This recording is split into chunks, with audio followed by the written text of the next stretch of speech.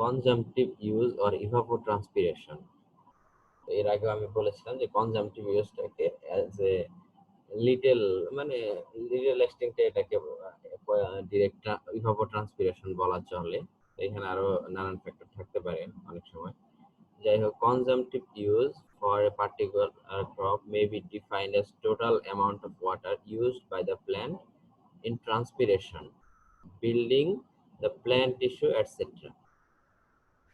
এখানে বিষয়টা হচ্ছে তোমার কনজাম্পটিভ ইউজ সেই পার্ট একটা যে কোনো ক্রপের জন্য, যে কোনো টাইপের ক্রপ হোক সেটার জন্য সেই টোটাল যে amount of water say use করে ইন ট্রান্সপিরেশন মানে বাংলায় মেবি শ্বসন, তোমরা যতদূর জানো যে প্রক্রিয়া আর কি।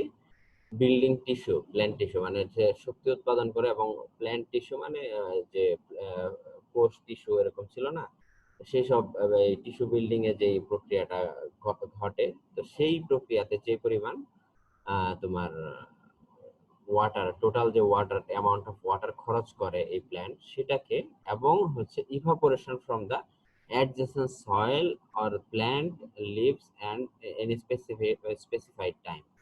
ইভাপোট্রান্সপিরেশন নিয়ে এরকম আমি বলেছিলাম যে একই সাথে ট্রান্সপিরেশন এবং ইভাপোরেশনের যে ঘটনাটা ঘটে সেটাকে ইভাপোরেশন বলে। এখানে আরেকটু বিস্তারিত করে বলা আছে যে কি কি বললো যে ট্রান্সপিরেশনটা কিভাবে হয়। ট্রান্সপিরেশনটা মানে হচ্ছে যেটা হচ্ছে টিস্যু বিল্ডিং এ বা এর, যেমন আমাদের হিউম্যান বডি থেকে মাসেল বিল্ড হয়, তো সেরকম প্ল্যান্টের ক্ষেত্রে টিস্যু বিল্ডিং এর যে প্রসেসটা বা ট্রান্সপিরেশন, তার শরীরবৃত্তীয় যে কার্যটা, সেইখানে যে পরিমাণ ওয়াটার খরচ হচ্ছে এবং সেখানে ইভাপোরেশন না অ্যাডজেসেন্ট সয়েল মানে হচ্ছে এর আশপাশের যে সয়েল থেকে যে পরিমাণ ইভাপোরেশন হচ্ছে, অথবা এই প্ল্যান্টের যে হচ্ছে পাতা থেকে, এটা এর আগেও আমি এসব নিয়ে বলেছি যে যে পরিমাণে এই যে তার যখন এই নানান ধরনের চক্র চলে, এর মধ্যে ক্রেবস চক্র, এই সেই নানান ধরনের শক্তি উৎপাদনের যে প্রক্রিয়াগুলো চলে, শ্বসন প্রক্রিয়া, সেই প্রক্রিয়ায় ধরো তোমার প্ল্যান্ট তার খাদ্য তৈরি করে এবং প্লাস সেখান থেকে অক্সিজেন এবং পানি তৈরি করে, যেটা হচ্ছে সে এই অ্যাটমসফিয়ারে ছেড়ে দেয়।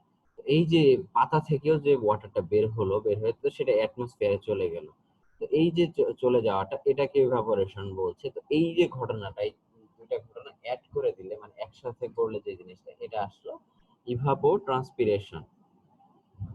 The value of consumptive use CU may be defined different for different crops and may be different for same crop at different time and place. So এটা স্বাভাবিক ঘটনা যে কনজাম্পটিভ ইউজটা প্রত্যেকটা ক্রপের জন্য আলাদা আলাদা হবে। কারণ ধরো একটা বিরাট বয়সী বট গাছ যে পরিমাণ ওয়াটার সে কনজিউম করবে, এটা ধান গাছ নিশ্চয়ই সে পরিমাণ ওয়াটার কনজিউম করতে পারবে না, স্বাভাবিক ঘটনা এটা, তাই না?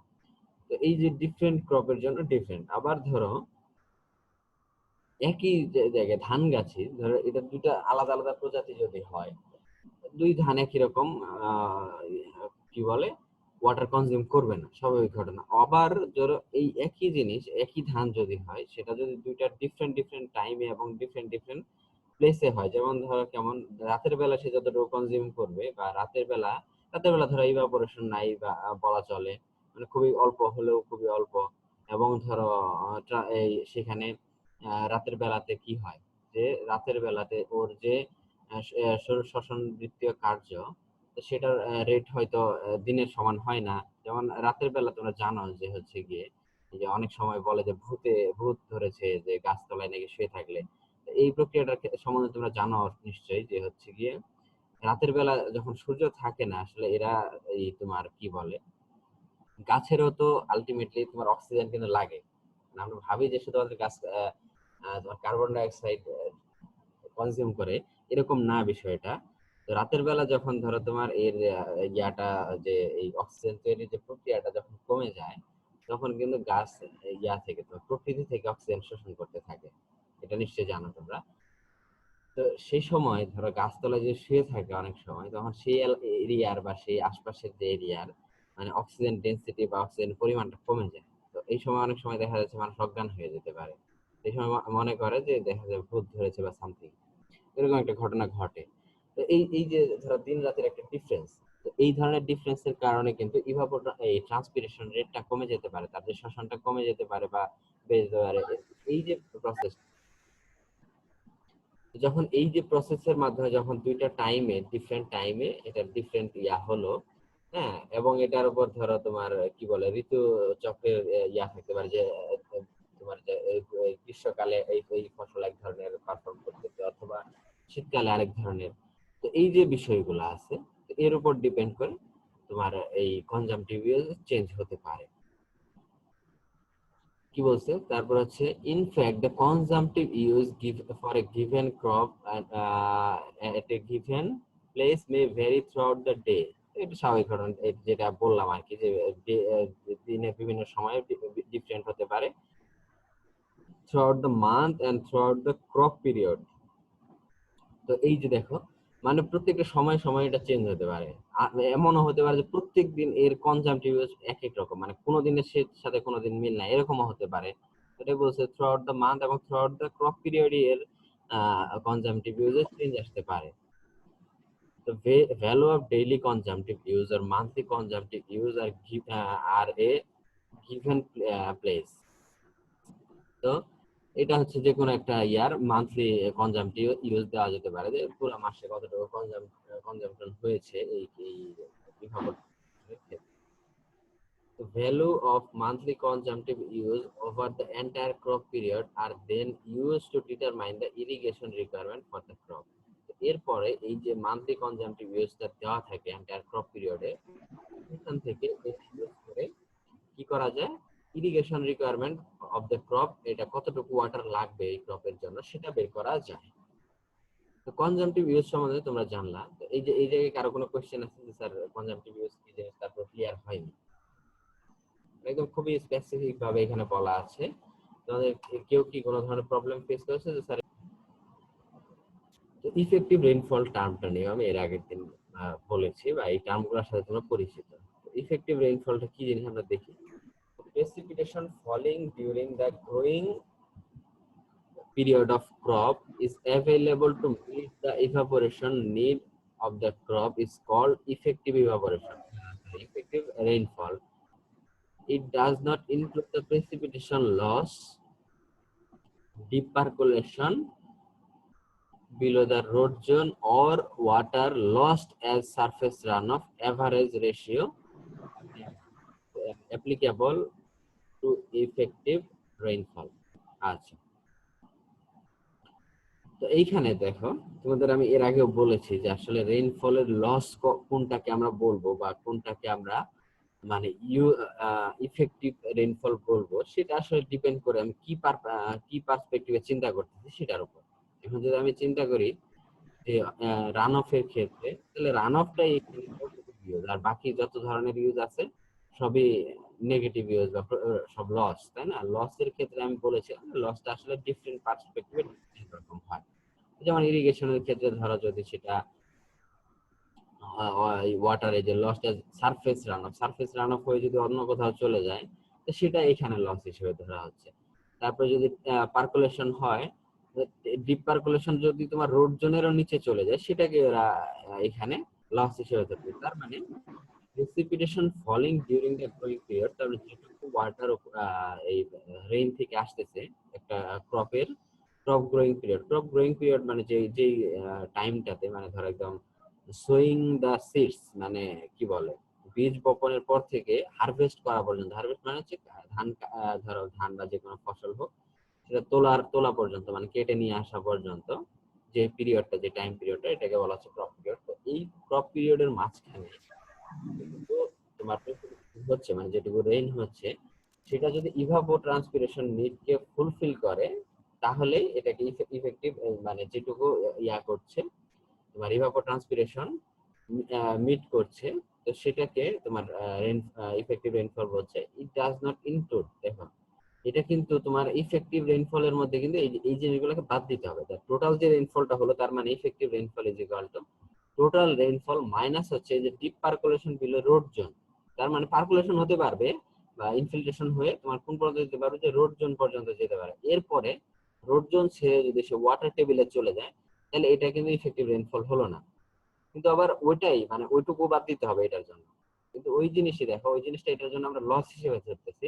কিন্তু মজার ব্যাপার হলো আমরা যদি চিন্তা করতাম যে কি বলে যে গ্রাউন্ড ওয়াটার টেবিল রিচার্জ, তাহলে আমরা ওটাকে আমরা ধরতাম মানে ডিপ পার্কুলেশনটাকে আমরা অ্যাজ এ মানে এটা ইফেক্টিভ ধরো রিচার্জ হিসেবে ধরতাম হয়তো, এবং ধরো অন্যান্য যত লস আছে সেগুলাকে আমরা লস হিসেবে ধরতাম। তো কাজেই তো এই যে বিষয়টা, তার মানে ইফেক্টিভ রেইনফল, টোটাল যে রেইনফলটা হলো, টোটাল যে ওয়াটারটা তোমার আসবে, effective rainfall is equal two কি লেখা যেতে পারে যে ধরো বা এটা পি আর কি, P effective is equal two P total minus হচ্ছে পি, ধরো আমি পি ধরলাম, এটা টোটাল পি মাইনাস হচ্ছে এখানে কি ডিপ পার্কুলেশন সে ডিপি লিখলাম আমি, মাইনাস হচ্ছে কি সারফেস রান অফ এস আর লিখলাম। এইটাকে বাদ দিলে এই যে যা থাকলো সেইটুকু আমি এই effective run of effective rainfall হিসেবে ধরবো, এবং সেটা আমার এই ইরিগেশনে আমার যে কনজাম্পটিভ ইউজ সেটার নিডটা ফুলফিল করবে। এই হলো ইফেক্টিভ রেইনফলের কথাবার্তা। এখন আসি consumptive irrigation requirement. Consumptive irrigation রিকোয়ারমেন্টটা কি? সিআইআর। এখানে আসো, it is the amount of irrigation water required in order to meet the evapotranspiration need of the crop during the full growth. যেই পরিমাণ টোটাল যে পরিমাণ ওয়াটার, এটা কিন্তু ডেইলি বা ইয়া না, এটা হচ্ছে it is the amount of কি বলে irrigation water required in order to meet the evapotranspiration need of the crop during the full growth. এটা একদম বীজ বপনের পর থেকে ফুল গ্রোথ হওয়া পর্যন্ত, মানে ফুললি ম্যাচিউরড হওয়ার পর্যন্ত যে পরিমাণ অ্যামাউন্টের ওয়াটার লাগে, ধরো 100 metre, 1000 metre cube, 100 metre cube, মানে যত মিটার কিউব ওয়াটার লাগুক, এই যে টোটাল কি বলে ওয়াটার অ্যামাউন্ট অফ ওয়াটার, এটাকে বলা হচ্ছে কনজাম্পটিভ irrigation requirement. It is therefore nothing but A কনজাম্পটিভ use itself but water. এটা মানে এই কনজাম্পটিভ ইউজ ছাড়া আসলে কিছুই না, ওয়াটারের যে কনজাম্পটিভ ইউজ সেটাই হচ্ছে এটাকে বলতে পারো তুমি। when the last two are ignored, then we can write the CIR টাকে লেখা যেতে পারে যে CU minus RE। তো এটা কি, আর এটা আসলে কি দেখো, এখানে ইফেক্টিভ রেইনফলকে RE দিয়ে লেখা হয়েছে, তাহলে হচ্ছে CU minus RE, তার মানে হচ্ছে টোটাল যে আমার কনজাম্পটিভ ইউজ এখানে গেল, যেটা গেল এর মধ্যে থেকে, মানে এটা কোনটা, যেটা হচ্ছে আমার যতটুকু ইরিগেশন দিয়েছি আমি, তো সেইটুকু থেকে যদি আমরা এই যে ইফেক্টিভ রেইনফলটা বাদ দিই, তাহলে কি মানে যেটুকু কনজাম্পটিভ ইউজ হলো, তাহলে এইটুকু আমার রেইনফল থেকে মিট হয়েছিল। তো এটা আমরা এর আগেও তোমাদের যখন আমরা কি বলে এর আগের একটা ফর্মুলা দেখিয়েছিলাম তোমার কি বলে সেডিমেন্টেশনের জন্য ওয়াটারের ক্ষেত্রে, তো সেখানে এই টার্মটা ছিল কনজাম্পটিভ ইউজ রিকোয়ারমেন্ট, সেখানে আমরা সিইউ মাইনাস আর ই পড়েছিলাম, এই সিআইআরটা ওইখানে আমরা পড়েছি। তো এই হচ্ছে কনজাম্পটিভ ইউজ রিকোয়ারমেন্ট। এরপর আমরা দেখি যে হচ্ছে net irrigation requirement. Net irrigation রিকোয়ারমেন্টটা কি? Is the amount of irrigation water required in order to meet the evapotranspiration of a crop as well as other needs such as leaching। তো এর বিষয়টা হচ্ছে যে হচ্ছে গিয়ে এই যে অন্যান্য ইভাপোট্রান্সপিরেশন ছাড়াও যে অন্যান্য তোমার কি বলে নিড গুলা আছে একটা ক্রপের ক্ষেত্রে, যেমন লিচিং, তো সেই ধরনের এই তোমার কি বলে এই নিড গুলা ফুলফিল করার জন্য যতটুকু ওয়াটার লাগছে, তো সেটাকে নেট ইরিগেশন রিকোয়ারমেন্ট বলা হচ্ছে। তার মানে হচ্ছে therefore CU is equal to, মানে sorry NIR is equal to CU minus R E plus হচ্ছে water lost as a percolation in surface or other surface such as leaching, other needs such as leaching. এর আগে বলেছিলাম যে lynching এর মাধ্যমে এই salt গুলাকে এরা ইয়া করে নিয়ে যায়, নিচের দিকে নিয়ে যাচ্ছে। তো এই বিষয়টা হচ্ছে এখানে দেখো, তার মানে হচ্ছে কতটুকু ওয়াটার নিড, কতটুকু ওয়াটার লাগবে। এখানে যে সিও কনজাম্পটিভ ইউজ যতটুকু হচ্ছে গাছের শরীরবৃত্তীয় প্রক্রিয়ার জন্য, তুমি দেখলা যে এতটুকু হিসাব করে দেখলা যে এতটুকু ওয়াটার লাগে এবং হচ্ছে গিয়ে ট্রান্সপিরেশন ইভাপোরেশনের জন্য এতটুকু ওয়াটার যায়। তাহলে যদি টোটাল এতটুকু ওয়াটার গেল, এইটুকু দিলা তুমি, সেটা তুমি সিইউ এর মধ্যে ফেললা। এখন তুমি জানো যে এই তুমি একটা এস্টিমেশন লাগাইলা যে আসলে কতটুকু এই যে ক্রপ পিরিয়ডে কতটুকু পরিমাণ বৃষ্টি হতে পারে এবার। এখন ধরো তোমার শীতকালীন যে ফসল, যেটাকে আমরা রবি শস্য বলি সাধারণত, তো এই যে শীতকালের যে ফসলটা আছে, ধরো শীতকালে যে ধান লাগালো, তো সেটার ক্ষেত্রে যে পরিমাণ রেইনফল আমরা ধরবো, সেটা তো আমি গ্রীষ্মকালে বা এই বর্ষাকালের যে ফসলের জন্য ধরবো না, তাই না? তো এই বর্ষাকালে তো এমনিতেই প্রচুর রেইনফল হয়, কাজে এখানে ধরো মানে কনজাম্পটিভ ইউজ হলেও সেখানে টোটাল যে নেট রিকোয়ারমেন্টটা ইরিগেশন সেটা অনেক কম হবে, কারণ হচ্ছে এখানে রেইনফল অনেক বেশি হয়, তাই না? আর শীতকালে অনেক কম হয়, কাজেই তো এই যে সিইউ তুমি ক্যালকুলেট করে দেখলা যে এই ক্রপের জন্য এতটুকু আছে। এখন তুমি একটা এস্টিমেশন করে দেখলা বা একটা ফোরকাস্টিং করে দেখলা যে হচ্ছে কি রেইনফল এতটুকু হতে পারে, বা প্রিভিয়াস ইয়ার গুলোতে এই মাসে এতটুকু রেইনফল হয়েছে, কাজেই এর চেয়ে কম বেশি কিছু হতে পারে বা এইটুকু আশা করা যায়। তো তুমি সেটুকু হয়তো বাদ দিলা। দেখি water loss due to percolation, তো এই যে আবার তোমার কতটুকু এক্সট্রা আবার দিতে হবে, যে এখন তুমি খেতে দিলা ওয়াটার দিলা, এখন সব ওয়াটার যে তোমার এই ফসলের কাজে লাগে এরকম না, তাই না? ডিপ পার্কুলেশন হবে কিছুটা, মানে যেটা হচ্ছে রুট জোন ছাড়া যখন চলে যায় ওয়াটারটা, তখন এটা ডিপ পার্কুলেশন বলা হচ্ছে। তো এটা ইনফিল্ট্রেট করলেও সমস্যা নাই, প্রথমে যখন সয়েলে ইনফিল্ট্রেট করবে, করে দেখা যাচ্ছে এটা হয়তো সয়েলের রুট জোনের মধ্যে যাবে, কিন্তু আরো যখন ডিপে যখন এটা যায়, বা এটা যখন হরাইজন্টালি মুভ করতে থাকে যখন এই যে ওয়াটার গুলা, তখন এটা এই যে লসটা এটাকে, তো satisfying the other needs such as lynching, অথবা এটা লিচিং এর যে নিডটা আছে সেটাকে ফুলফিল করার জন্য যে যতটুকু ওয়াটার লাগবে সেটা এক্সট্রা এখানে আবার তোমাকে ইরিগেশন হিসেবে দিতে হবে, না হলে তোমার দেখা যাচ্ছে যতটুকু তুমি এস্টিমেট করেছিলে শুধুমাত্র কনজাম্পটিভ ইউজ হিসাব করে, সেই ওয়াটার দিয়ে এই যে তোমার ফসলের ফুল গ্রোথ হবে না। এটা হচ্ছে কথা। এরপর আসি আমরা যে কি কি ফ্যাক্টর আছে যেটা তোমার এই কনজাম্পটিভ ইউজ এর উপর এফেক্ট করে। তো সেটা হচ্ছে consumptive use or evapotranspiration depends upon those factor on which the evaporation and transpiration depends. তো এইখানে such as temperature, sunlight, humidity and wind movement. তো এইখানে আমরা খুব ভালো মতো পড়ে এসেছি এর আগে যে এই ইভাপোরেশনটা কার উপর ডিপেন্ড করে, কি কি জিনিসের উপর ডিপেন্ড করে। তো ট্রান্সপিরেশন অলমোস্ট ধরো তোমার ওই একই জিনিসগুলোর উপর অলমোস্ট মোটামুটি বলা চলে যে ডিপেন্ড করে। এখানে খুবই শর্টকাটে বলা হয়েছে যে এটা কিন্তু তোমাকে ওই যদি এটা চাওয়া হয় যে ফ্যাক্টর এফেক্টিং দা কনজাম্পটিভ ইউজ, মানে যেসব ফ্যাক্টর কনজাম্পটিভ ইউজ কে এফেক্ট করছে, তো এইটুকু লিখলে কিন্তু বিষয়টা হবে না, মানে অ্যান্সারটা হলো না।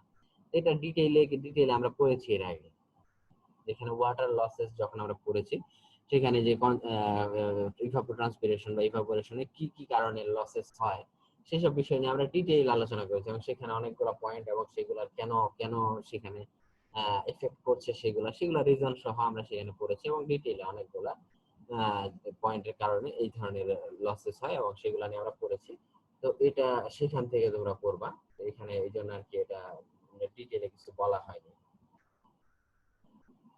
এরপরে যদি আমরা আসি যে method of estimating the consumptive use, তো এখন কনজাম্পটিভ ইউজ বুঝতে পারলাম যে আমরা কনজাম্পটিভ ইউজ কি জিনিস, এখানে সবকিছু মিলিয়ে আমরা দেখতে পেলাম যে আচ্ছা ঠিক আছে এই বিষয়পত্র আছে এখানে।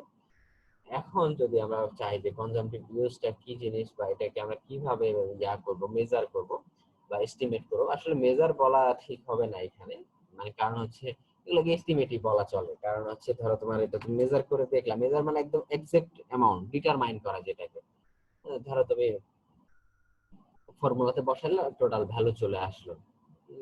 সাপোজ ধরো তুমি একটা কারের ভেলোসিটি বের করতে চাও, সেক্ষেত্রে হয়তো একটা নির্দিষ্ট টাইমে এর যে কি বলে ডিসপ্লেসমেন্ট ভাগ হচ্ছে টাইম দিয়ে ভাগ করলে তুমি ভেলোসিটি এক্স্যাক্টলি পাবা যে হ্যাঁ এটা ভেলোসিটি এত, ওকে, তাই না? তো এরকম হচ্ছে বিষয়টা, তুমি ধরো কি বলে ইলেকট্রিসিটি ইউজ বের করতে চাও, তো সেখানে তুমি ধরো ডিরেক্টর বা মিটার করে লাগাই দিলে সেখান থেকে দেখলা যে কতটুকু কারেন্ট ফ্লো হচ্ছে, এবং সেগুলো দিয়ে যেভাবে ইলেকট্রিসিটি ইউজ তোমরা পড়ে আসছো, তো সেভাবে বের করে ফেলতে পারো, তাই না? বা ইলেকট্রিসিটি ফ্লো বের করতে পারো, কারণ এগুলো হচ্ছে ডিরেক্ট ফর্মুলা, একদম কি বলে এটা, ডিরেক্ট ফর্মুলায় বসালে হয়ে যাবে। কিন্তু এই যে তোমার ট্রান্সপিরেশন, যে ন্যাচারাল ঘটনাগুলো, এগুলো নানান ফ্যাক্টরের উপর ডিপেন্ডেন্ট, তাই না? আমরা জানি যে এগুলো নানান ফ্যাক্টরের উপর ডিপেন্ডেন্ট, যার কারণে তোমার কেমন ফ্যাক্টর কেমন কি এগুলোর উপর ডিপেন্ড করে এটাকে তোমার হয়ে থাকে। কারণ এটা একই একই একই ফিল্ডে একই ইয়াতে ডিফারেন্ট 2 বছরে ডিফারেন্ট পরিমাণ ওয়াটার লাগতে পারে, বা ডিফারেন্ট পরিমাণ, যেমন এইবার এই একটা ফিল্ডে হয়তো 100 মণ ধান হয়েছে জন্য এর পরবর্তী বছরেও যে 100 মণ হবে এরকম না, তাই না? বা একই একটা একটা প্রজাতির ধান 100 মণ হয়েছে জন্য অন্য প্রজাতির ধান 100 মণ হবে এরকম না। এই যে ন্যাচারাল ঘটনাগুলা তুমি ডিটারমাইন করতে পারো না, মানে এটাকে এই জন্য ন্যাচারাল ঘটনার ক্ষেত্রে আমরা সাধারণত এস্টিমেশন ওয়ার্ডটা ইউজ করে থাকি। এই জিনিসগুলো একটু ওয়ার্ড ইউজের ক্ষেত্রে আমরা একটু এই জন্য ইয়া হতে হবে, জানতে হবে।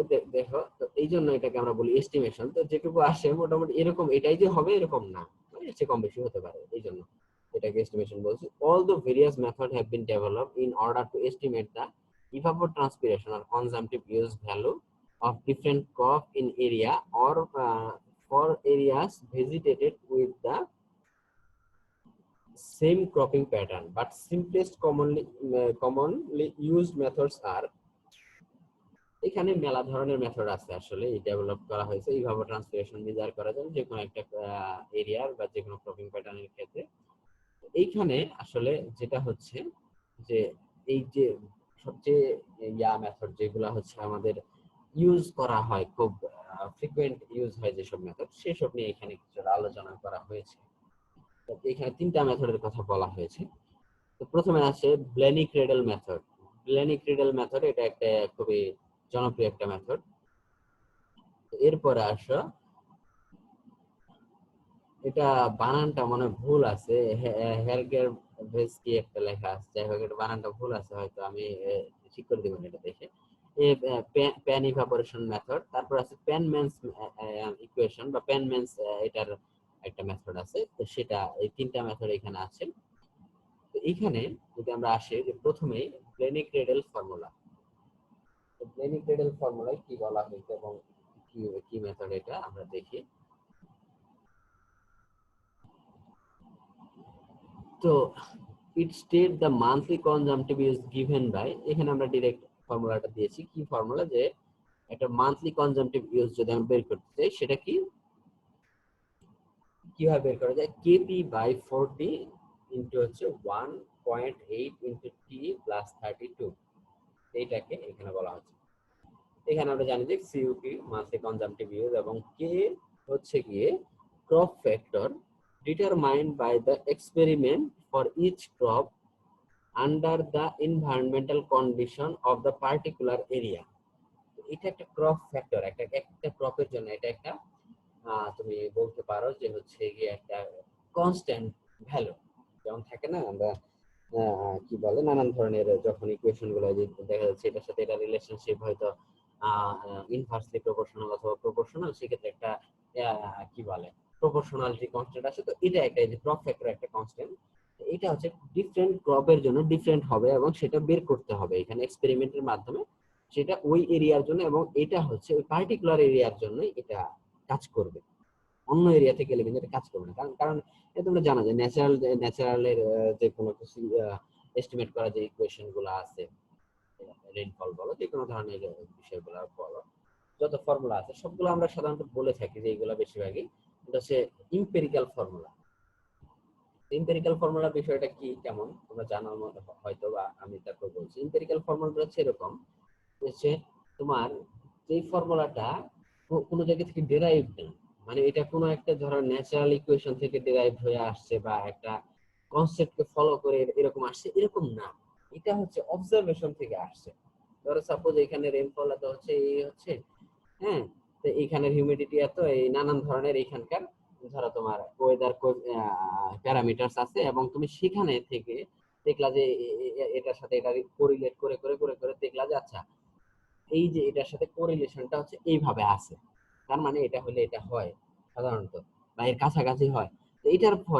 এটাকে ইউজ করে যে একটা ফর্মুলা দেওয়া হলো, তো সেটাকে বলা হচ্ছে যে তোমার একটা তোমার এই ধরনের যে ফর্মুলা, তো এই ফর্মুলা গুলাকে তোমার এই যে ফর্মুলা, এটা কিন্তু সব জায়গায় ইউজ করা যাবে না, এটা কোনো জায়গা থেকে ডেরাইভড হয়নি, এটা ওই এলাকার জন্য এটা নির্দিষ্ট যে ওই এলাকায় এটা ইউজ করা যাবে, এর বাইরে আসলে এটা ইউজ করা উচিত হবে না, বা এটা আসলে সেম রেজাল্ট দেবে না। কাজে এই জিনিসগুলো এই জন্য প্রত্যেকটা এরিয়ার জন্য আলাদা আলাদা করে এক্সপেরিমেন্ট আমাদের বের করতে হয়। ক্রপ ফ্যাক্টরটা এই জন্য ডিফারেন্ট এরিয়াতে ডিফারেন্ট রকম হবে, এই জন্য ক্রপ ফ্যাক্টরটাকে বের করতে হবে।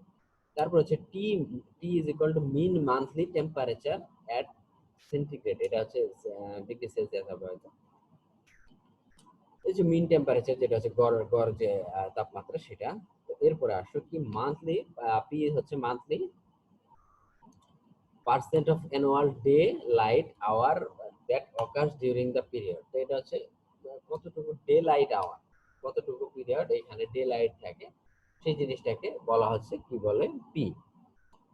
এই সবগুলাই যখন জানা হয়ে গেলে এই সূত্রে বসিয়ে দিলে আসলে চলে আসবে যে ইয়ার মানটা কত। তো এইখানে যে P into 1.8 into T plus 32/40, এই যে টোটাল টার্মটা, এটাকে অনেক সময় এফ দিয়ে প্রকাশ করা হয়। এফ একটা ভেক্টর, এফ যদি হয় তোমার এই এফ এর ভ্যালুটা বের করে তোমার এই কে টা দেওয়া থাকলে কে ইন্টু এফ করলে তোমার চলে আসে এই প্ল্যানেটারি ফর্মুলা আর কনজাম্পটিভ। Class time over.